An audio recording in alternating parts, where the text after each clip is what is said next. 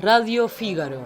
Dirección y producción Gastón Sosa Michelena. Por canal de YouTube Radio Fígaro. Notas y entrevistas, turismo, gastronomía, sentidos y amores. Café Cinema, aromas de películas, renovado. Radio Fígaro.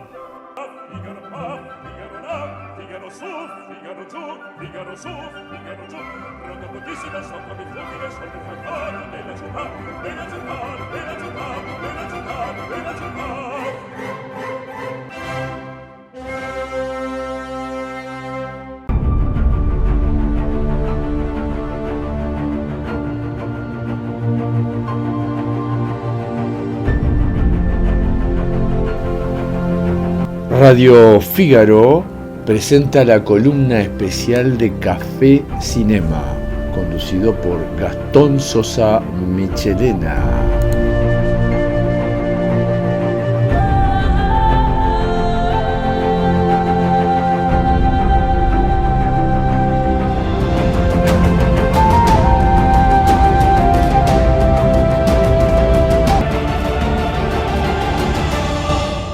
Aquí estamos en Radio Fígaro, especial columnas que tenemos en el canal de YouTube, que agradecemos mucho suscribirse y tocar la campanilla para recibir en los distintos momentos las novedades que tenemos aquí en Radio Fígaro.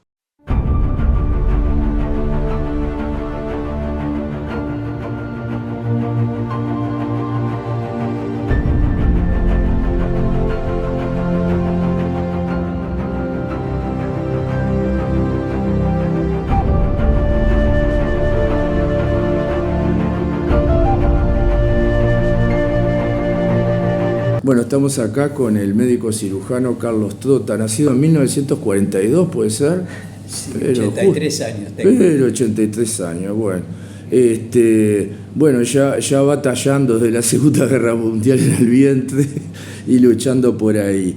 De Mar del Plata, ¿no? De Mar del Plata.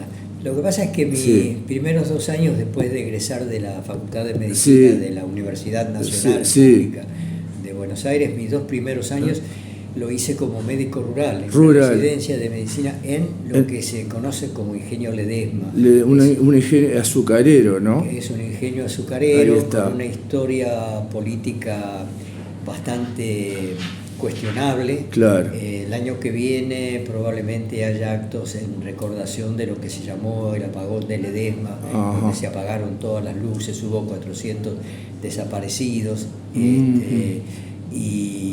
Y bueno, yo creo que ese primer contacto con la realidad social, yo era casi un niño, pero ese contacto con esa realidad social evidentemente, pienso ahora, tiene que haber influido para lo que pasó después, porque yo por el hecho de ser cirujano y sobre todo cirujano cardiovascular pasé varios años en Estados Unidos y demás. También, o sea, de Médicos Sin Fronteras, que es como termina todo, fue como cerrar un círculo, volver otra vez a la cuestión. Ahí está, pero haber estado en territorio, en el Uruguay han pasado también cosas con los cañeros en Artigas, ¿verdad? Todo un movimiento frente a los trabajadores explotados y que se hizo una marcha excepcional. Artigas es el departamento más lejos de Montevideo.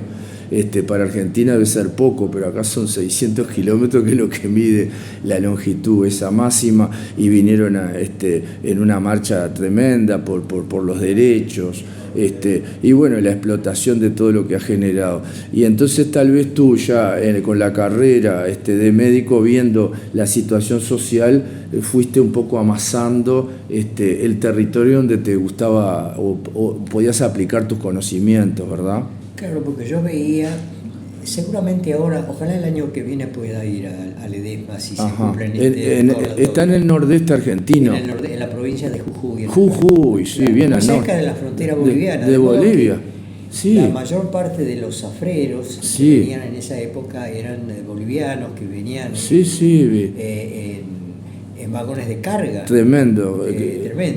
Convivencias similares. Con una patología, con enfermedades increíbles. Tremendo. ¿No? Yo pienso que ahora, espero, haya cambiado la cosa. Estoy hablando de hace ya muchos años. Pero el años. acceso a la salud siempre en los pobres es complejo. La cuestión del Chagas y sus consecuencias, tuberculosis, sífilis del recién nacido, bueno, cosas tremendas. Tremenda. Y de ahí empezaste a manejar otros territorios y te fuiste acercando a Médicos Sin Fronteras. Claro, por eso pasé por Estados Unidos, volví después a mi ciudad para iniciar un programa de cirugía cardiovascular. En el año 99, Médicos Sin Fronteras recibe el Premio Nobel de la Paz. Entonces, por primera vez, oigo el nombre Médicos Sin Fronteras y me atrajo eso de Sin Fronteras, porque uno en la práctica médica encuentra tantas fronteras para acercarse a acercarte de tipo económico, sin de tipo duda, geográfico, cultural, de conocimiento. Entonces, oír eso de Médicos Sin Fronteras y además con esa visión internacionalista de acompañar, fue muy atractivo. Más que de asistir, de acompañar al que lo está pasando mal, a mí me atrajo mucho y en el año 2007 finalmente me ofrecí y empecé y a ahí trabajar. Empezaste, en los primeros lugares. El Premio Nobel de la Paz, dijiste, fue en 1999, ¿puede ser? Es. Y pero exactamente ¿a quién se le otorgaban? A Médicos Sin Fronteras. A la organización, sin lugar a dudas.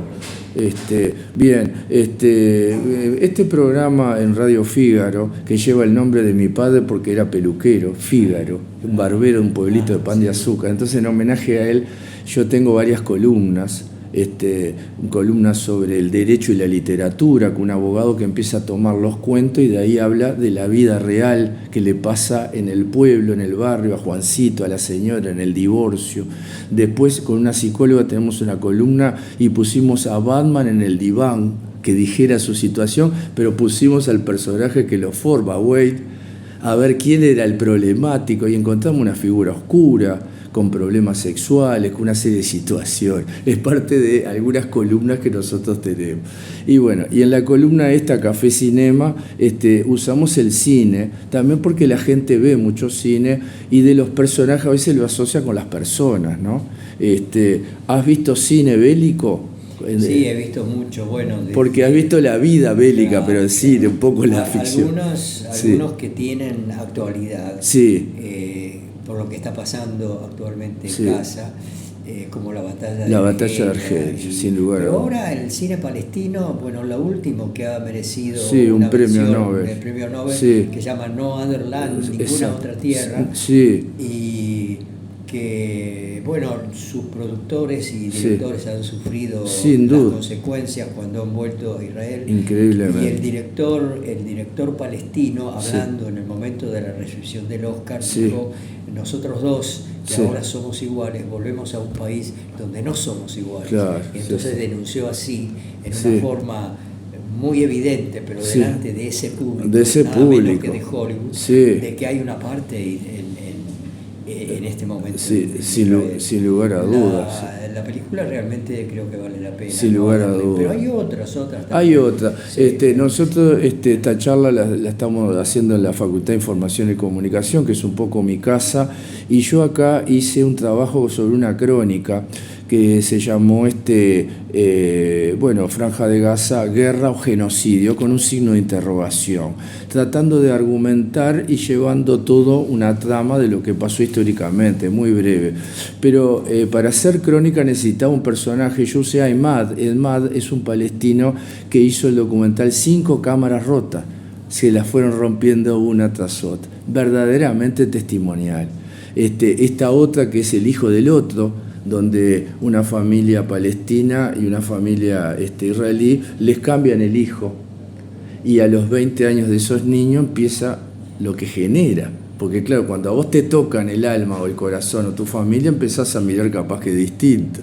Y son películas que no son tan conocidas, pero son reales, son parte de la vida, ¿no? De la parte social. ¿Y qué te parece? Hay un cine que te trata temas palestinos. Desgraciadamente no tenemos a veces mucho acceso. Pero además también hay una literatura muy importante palestina, y hay poesía palestina. Poesía hermosa, humana, leer por lo menos a través de la traducción. Exacto. A Darwish, por ejemplo, es realmente conmovedor. Sí, maravilloso. Leer a novelistas como Kanafani también. Tienen su cultura también. Claro. Por eso el intento de limpieza étnica es en lo humano, en lo económico, pero también en lo cultural. Hasta quieren robar, y de hecho lo están haciendo, la comida árabe, la comida palestina, la quieren poner hecha en Israel, hummus, falafel, todo ese tipo de cosas. O sea, la pretensión de intentar borrar de la faz de la tierra la historia de Palestina ya es indisimulable. Tremendo. Bueno, para terminar un poco, la idea del 2009 con Plomo Fundido y brevemente tu experiencia en el hospital Al-FIFA. Sí, lo primero aclarar de que yo me ofrecí como médico cirujano para acompañar a una población que estaba siendo bombardeada y me encontré con una realidad de la cual yo no tenía demasiada idea y que realmente me pegó muy fuerte y me sigue pegando muy fuerte. Tremendo. Un pueblo amable, afectuoso, que ya entonces, en el 2009, por eso es importante hablar del 2009, en mi caso, para dejar bien en claro que esto no empieza el 7 de octubre. No, claro, tiene toda una historia. En mi caso yo estoy hablando del 2009, cualquiera que sepa un poco de historia sabe que la cosa va mucho sin lugar a dudas. Empieza con una Nakba, o tal vez antes, con una Nakba que continúa hoy en día, con ese intento del cual hablábamos ahora, de borrar todo rastro del pueblo palestino. Hay una frase que tú has comentado que te dijo un palestino que decía: doctor, dígales que si están buscando a Hitler, acá no está. Sí, ¿La recuerdas? Sí, la recuerdo y la repito al principio. Tremendo, ¿no? Porque uno a veces, a mí me pasa, se cansa de escucharse a uno mismo, ¿no? Sí. Pero bueno, para mí fue toda una lección de política. Después de haber estado 4 meses observando realmente las consecuencias del bombardeo, no me dijeron nada contra los judíos. Me dijeron, doctor, lo que vos recordabas, doctor, cuando vuelva dígale que si está buscando a Hitler, acá no está, Y me quedé con la boca abierta porque realmente entendí de que cuando en la historia del pueblo palestino aparece, del pueblo judío, aparece un palestino que le pasen la factura a Alemania, que tiene la cola muy, muy sucia, o a los zares rusos. Y lo que importa es la esencia humana, es increíble. Te agradezco mucho, Carlos Tota, para Radio Fígaro. Realmente es un gusto, un honor que tú estés con todos los galardones de Médicos Sin Frontera, pero con esa humanidad tan llana de los grandes que suelen ser humildes como tú. Bueno, gracias. Arriba.